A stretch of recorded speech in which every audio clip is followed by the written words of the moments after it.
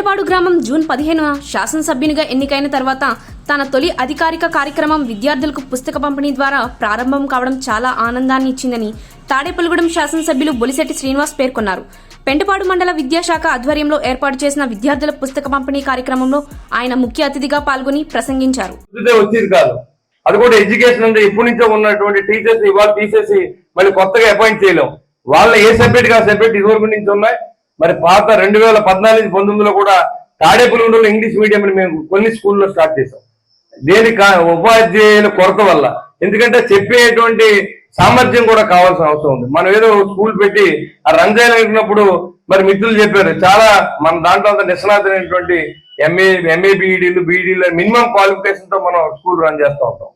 కానీ private schools వచ్చేటప్పటికి 10th class intermediate degree చదివిన పిల్లలతో కూడా రన్ చేస్తూ ఉన్నారు. అయినప్పుడు కూడా మరి తల్లిదండ్రులు ప్రైవేట్ స్కూల్స్ ఎక్కువ మక్కువ చూపించడం ఏంటంటే మన తల్లిదండ్రులకి శ్రద్ధ లేదు, దాంతో పాటు అధ్యాపకులు కూడా మరి మన వచ్చిన పిల్లలకి మంచి మార్కులు రావాలనే ఆలోచన ఈ మధ్యన 14-19 నుంచే ఈ కాంపిటీషన్ స్టార్ట్ అయిందని చెప్పడానికి ఏమాత్రం మనం సందేహించట్లేదు. ఎందుకంటే ఒక కోడి వెంకటరావు స్కూల్ 5వ వార్డుల స్కూల్లో మేము పోటీగా వచ్చి అక్కడ ఉన్నటువంటి పేరెంట్స్ అంతా కూడా స్కూల్లో మాకు సీట్ ఇప్పించండి, అవుతుంది డబ్బులు కడతాననే పరిస్థితికి స్కూల్స్ ఎదిగినాయి అంటే అక్కడ ఉపాధ్యాయులు అందరినీ కూడా అభినందిస్తూ ఉన్నాం.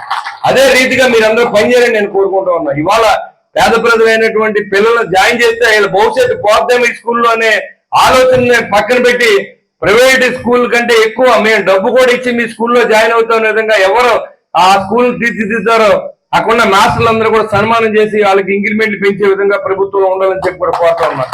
ప్రభుత్వ ఉద్యోగం అంటే పని చేసినోడికి చేయనోడికి ఒకటే మార్కులు, అలా కాకుండా పనిచేసిన ఆ స్కూల్స్ ని పనిచేసిన ఉపాధ్యాయులు కూడా గుర్తించి వాళ్ళకి మెరిట్ స్కాలర్షిప్లు వాళ్ళ పిల్లలతో పాటుగా వాళ్ళకు కూడా మరి ఇంక్రిమెంట్లు పెంచితే ఖచ్చితంగా స్కూల్స్ బాగుపడతాయని కూడా నేను తెలియజేస్తా ఉన్నాను. గవర్నమెంట్ లో ఖచ్చితంగా ఇది డిస్కషన్ జరుగుతుంది. ఎందుకంటే అందరికీ ఒకటే సమన్యాయం, పనిచేసేవాడు పడుకున్నవాడికి ఒకటే న్యాయం, కష్టపడి పొద్దున్న నుంచి 6 దాకా కూడా ప్రైవేట్ క్లాస్ చెప్పిన టీచర్స్ నాకు తెలుసు.